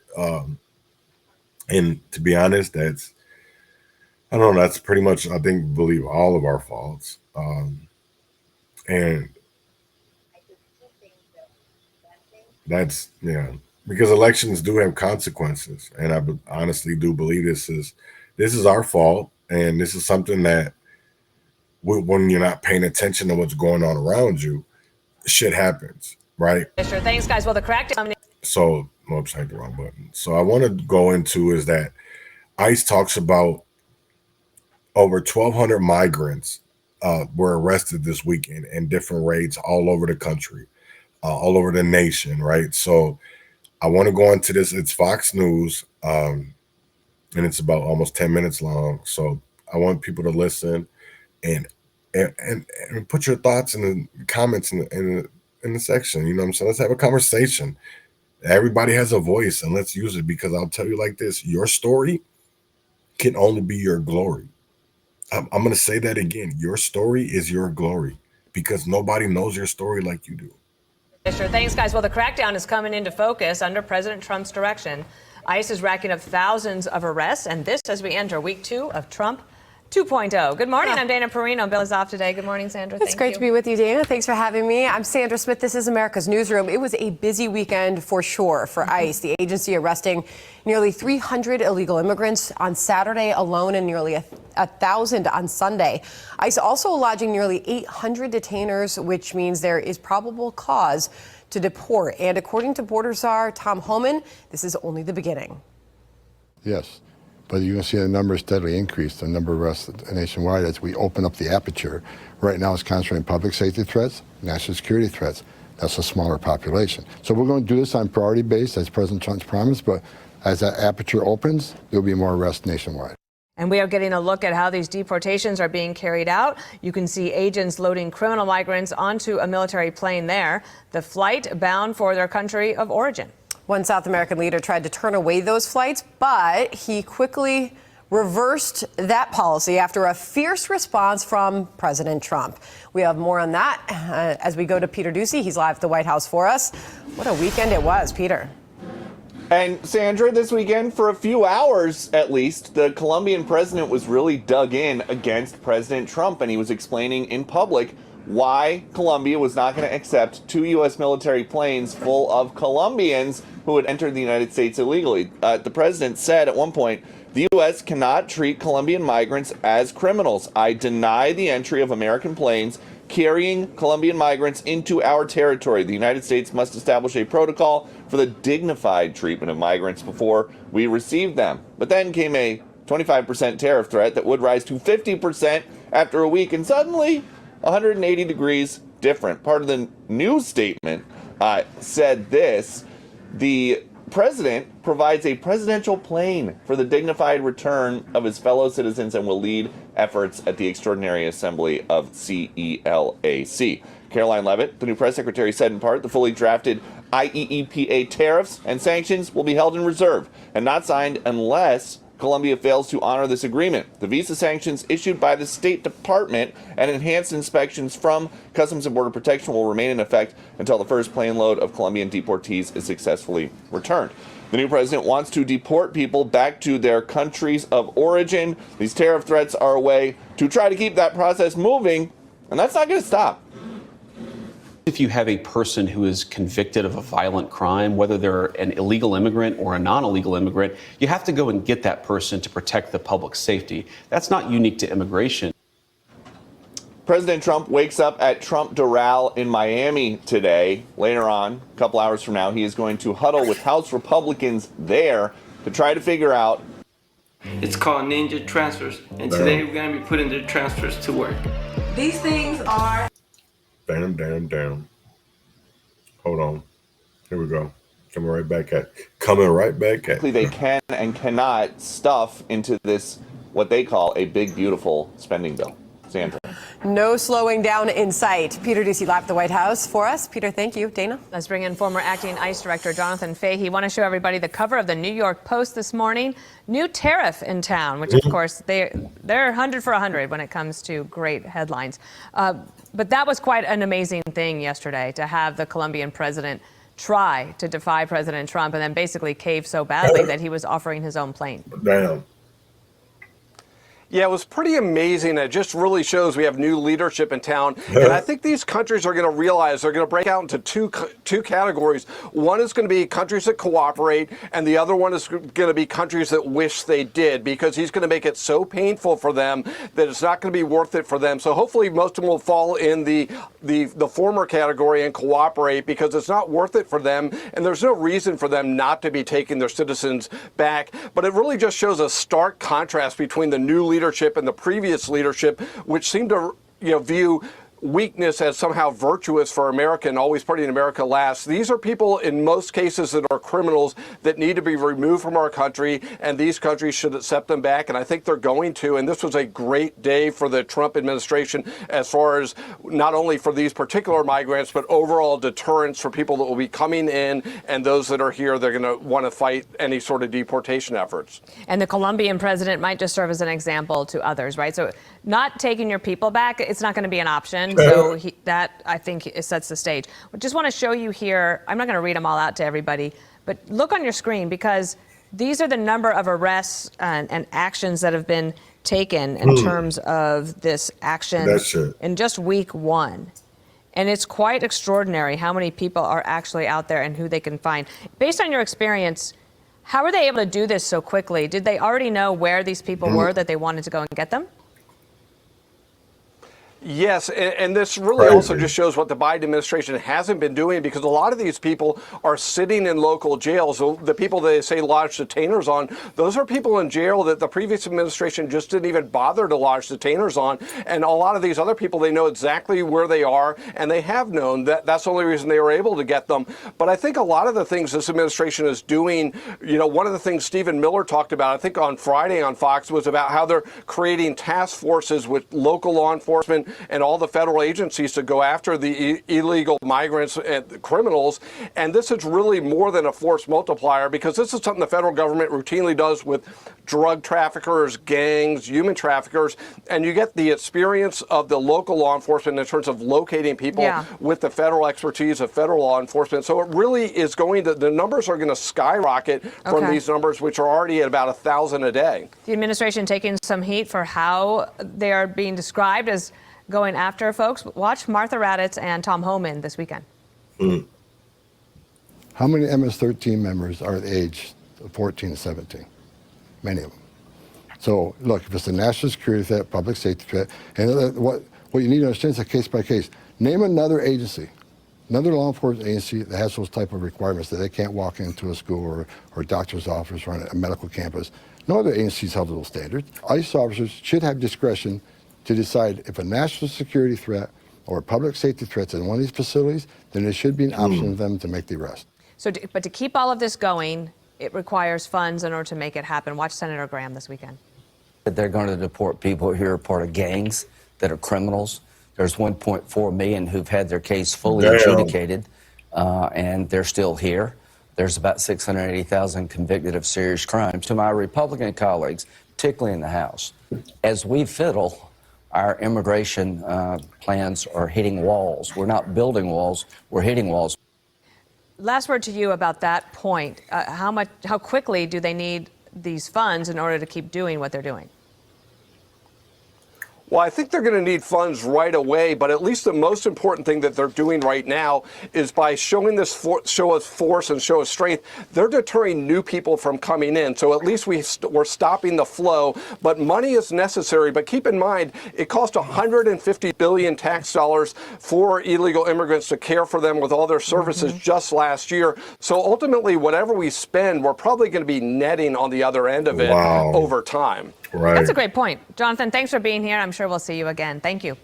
Yeah, that was a very good point, because we're going to end up paying on both sides of it. And I'm okay with that, because we've already suffered a bunch.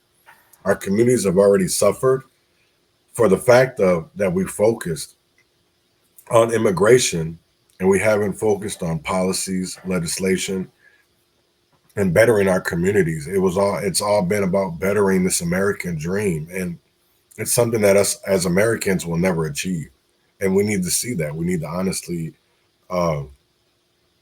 see it, that dream, even though Martin Luther King, a speech that he didn't actually write, it was Barnyard Rustin and two Jewish white men that were part of writing I Have a Dream speech. So it wasn't all Malcolm's words. So that's why I can see it, that it's not honestly Martin's dream, because that dream has turned into a nightmare because it wasn't done right. In my eyes, no, it wasn't done right. We're not seen equally. And I believe a lot of people, Martin wanted to do civil rights, but also he wanted to do economic justice, because there was so much going on generational for decades, that the only way you could overcome this was economic justice. And they've tried to do it with settlements, with payouts of police brutality, of niggas getting killed, people dying. But that's not the way that it goes. How do you get that if people are dying and they're still doing it? They're still doing it, right?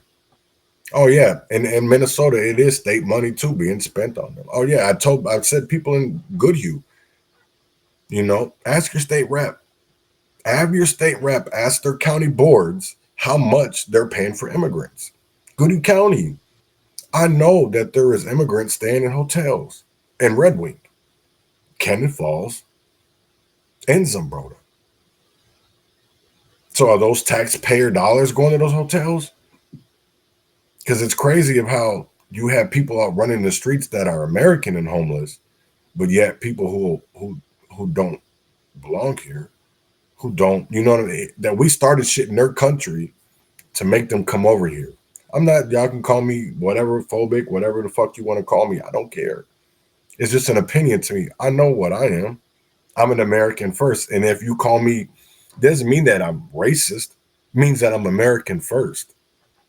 Why should I have to see others suffer that are just like me, that are American, and while foreigners prosper? So if y'all can't understand that there's this office of new Americans is to replace old Americans, right? Why do you think all these people out here have a driver's license that can't even fucking drive? You had niggas that came over here riding camels and donkeys to driving Jaguars and Bentleys. The fuck out of here. What kind of brake system do you have, nigga? Because we have ABS over here. You ain't got to keep on going to the silversmith, putting on new hoofs. Normally we have mechanics. These niggas over here, even the women. Why do you think you see so many people over here on the highways? And they look scared. It's for a reason, because just last week they was driving a donkey or a camel, and now they driving a Benz or Bentley or a Range Rover, Chrysler.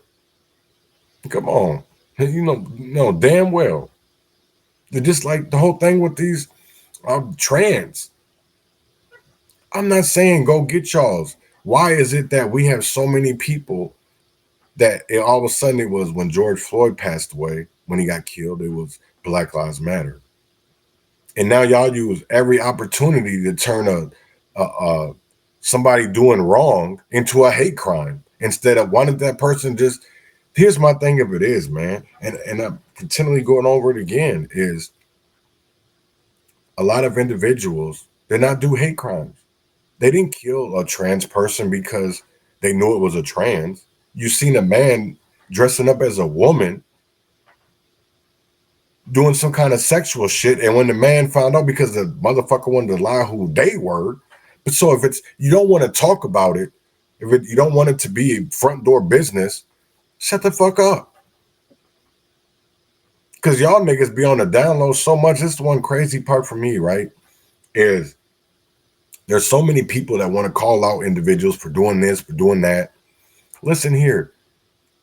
Y'all have how many people in this so-called fucking movement? They're on the down low. Y'all got out here niggas putting wine bottles in coochies. You got niggas out here coming out of North Minneapolis with other niggas that think they're female. And then, oh, it's just their, and then when people call it out because it's on the down low, well, that's their sexuality. That's their sexuality. No, niggas got to live a certain way. They got to be a certain way. Because most of these motherfuckers around here, these leaders, Lavish Mac, Brandon Tullock, put on a dress to portray that they're women, and these niggas want to act like they're buff men. Nigga, get your bitch ass out of here. You a whole bitch.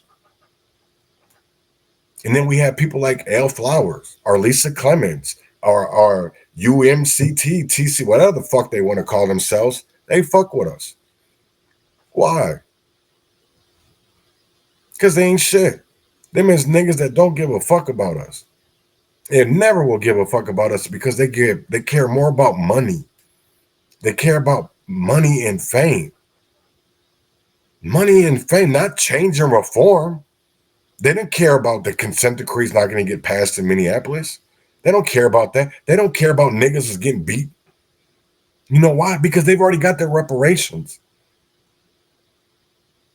Right? So when people come into our community and they're talking about their story and their glory, people don't pay attention because of the fact that you have so many people that are paid to look the other way. To look the other way. So why do they care? Why should they care?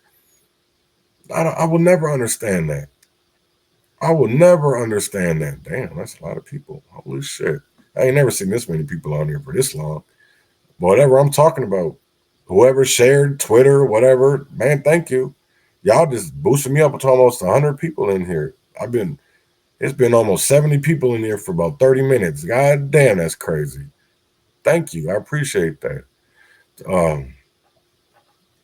Because it is. There's so many people that are disfranchised. You know, there's a meeting tonight that is Mower County Republicans, that is GOP. You know, I feel myself as disfranchised, right? Because I will tell you like this. Niggas that were in Stillwater with me, right? Eliza Dare. I say names around this motherfucker. Eliza Darris. You know what I'm saying? Niggas that because their politics are a certain way, niggas fuck with them. Because they're pigeon ass niggas, they're blind ass niggas. You know what I'm saying? Because how can it be that a person, even with Kevin Reese, all of them, how can y'all be out here talking about y'all fighting for innocent people and y'all to like church mice?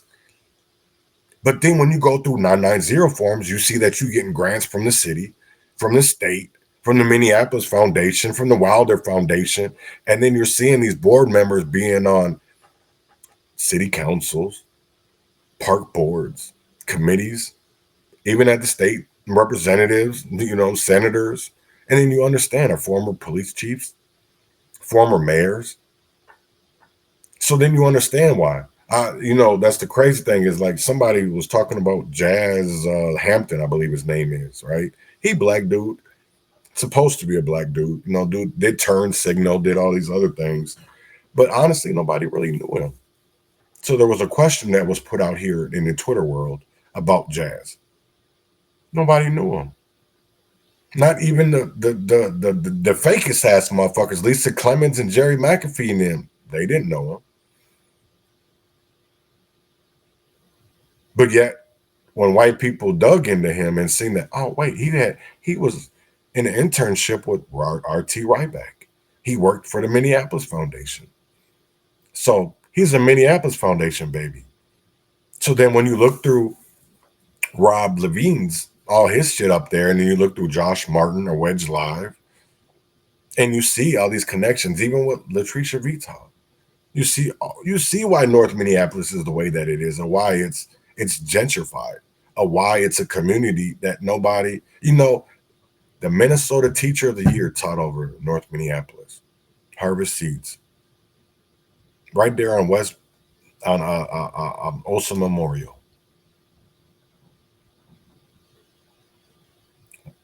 That was covered up for a long time. That nigga was going on to the suburbs to teach. But they don't care because it happened to a black girl. It happened to a black girl in a poor community that came from maybe possibly a broken home. I don't know the situation. So I'm just saying, that's reason why they don't care. Because it's already fucked up. So why would they try to make it better? Because at the end of the day, they're a part of it. Just like with the Feeding Our Future shit. You want to go at all the Africans and the Somalians and shit, but you don't want to go at the elected officials. You don't want to go after the black people that did the same exact shit. You don't want to go after sheriffs like Bob Fletcher, who has connections to Feeding Our Future. But because he is who he is, they put this nigga on a pedestal. And see, when y'all keep on putting these false prophets as gods, and they're not. And see, y'all looking at these prophets as prophets, and I'm looking at them as PORFITS, prophets. Because y'all labeled them, not God. Money labeled them. So there's a difference. And now I understood where Jewel was talking about certain things of when it came to some of these men that were pastors. Because God didn't anoint them. God didn't anoint them. Somebody else anointed them to be a pastor. Because you got a whole bunch of church motherfuckers that call themselves pastor, that call themselves reverend, that are out here doing the same exact shit that put them in prison. But yet they put a holy name behind it and makes it all better. And because we believe that it's right, it's okay to do. No, it's not. It doesn't happen that way. That's crazy, and we need to honestly do something about it. And it's okay. I know people are scared. They don't want to lose their jobs. That's how they make their money. So you're going to continue on allowing that principle to keep on doing the little things he do to Little Diddler. The same thing with Diddy. That's why Don Richards only came out now. Because so many people are talking about it, are getting that power. And there is some people that don't believe it. But there is others like, preach, Queen, preach. Because we understand it. No Diddy. We understand it. We understand that Jay-Z, Diddy, and others have been sold their souls. Have been sold out their communities for their love of money. It was never about us. That's why they only speak up when it benefits them. When it benefits them, they don't benefit when it benefits. They don't speak up when it benefits all. They only speak up when it benefits them. When it benefits them. When did Kodak Black love Donald Trump? When a nigga got him out of prison.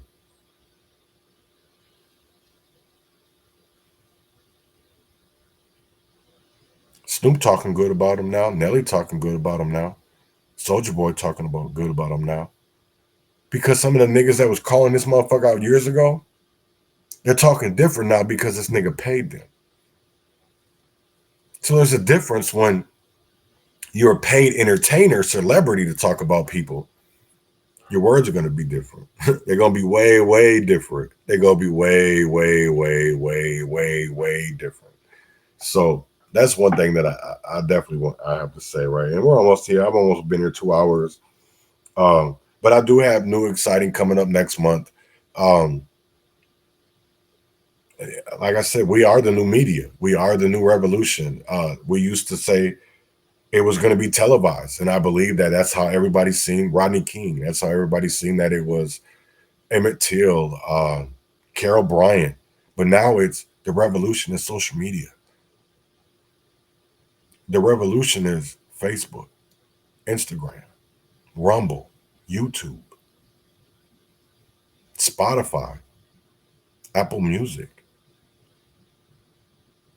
It's not, you don't have to go out to a record store and get the revolution, because it's right there in your hands.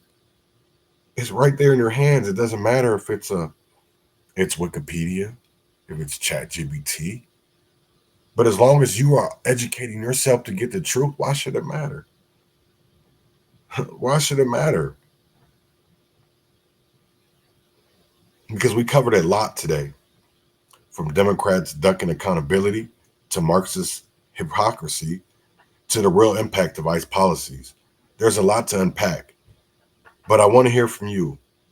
Hit me up on social media, drop a comment, or send me a DM. Are Democrats hiding because they know what's coming? Are fraud measures dead in the water because folks are scared of the truth? And tell me this, what's your take on the racism coming from the so-called woke crowd? Because I've got a feeling I'm not the only one seeing through their bullshit. I'm not the only one seeing through their BS, right? So keep it real, because we're not afraid to speak the truth, no matter how uncomfortable it makes people. Even if you're tired of the same old narrative and ready for some unfiltered, gritty, and unraw truth, you're in the right place. So until next time, stay sharp, stay informed, and remember, the truth is out there. You just got to know where to look. You do. You have to know where to look, man. You got to know where to look, right? Because we're being led one way by the DFL, by the GOP leaders who discuss what has been going on in the Minnesota House, but it's all on how these people interpret it. So do they see it as a Democratic, or do they see it as a Republican? Right? We talked about the black men who made the Twin Cities. We talked about Billy Williams, the black men who built the Minnesota State Capitol. Do they talk about them? No. We talked about A.K. Kamara, how he does sensationalist when it comes to niggas out here being a Marxist, even racism, being sensationalist about racism, making jokes about it when it actually hurt people. And we were calling it like it is. We talked about anti-fraud, because that push is important. You know what I'm saying? There's a lot of systemic issues in addressing fraud in our communities. And we need to bypass that. We need to bypass that. And we also need to go know what's going on when it comes to ICE, because there is fear being pushed. And it is going to affect our community, our economies, when it comes to tariffs, when it comes to all these other things, because you have to spend money. You paid money to house these people. You paid money to put them up. So what do you think there is going to be to get rid of them? You're going to have to pour money into it. I don't know. I know one thing is that we will never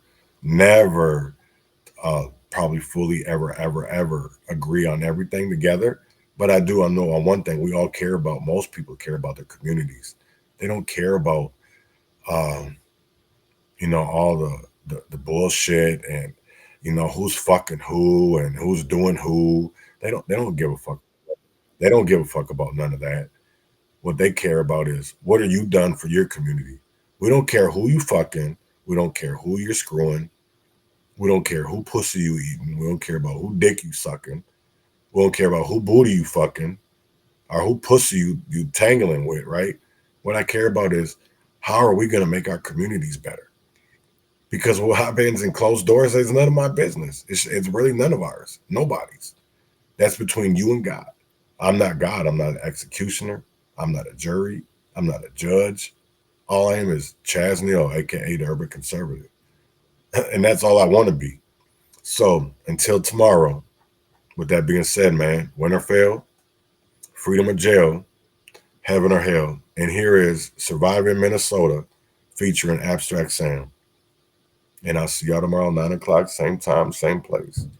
Win or fail, freedom or jail, heaven or hell, wish me well. Get by in this cold town, just to get by in this cold town.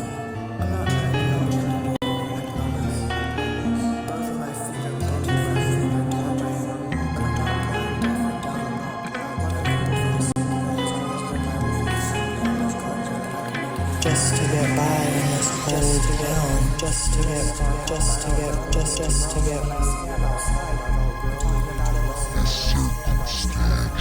Lord, yeah, in Minnesota, we hustle to survive. Nothing's given. We push through these cold streets where the struggles are given. From the north side to the east side, we push rocks out the back of our homes. We smell the bitterness in the air from dawn to dusk.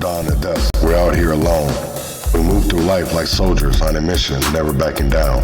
We break our backs, hear the snap of our bones, just to get by in this cold town. Just to get by in this cold town.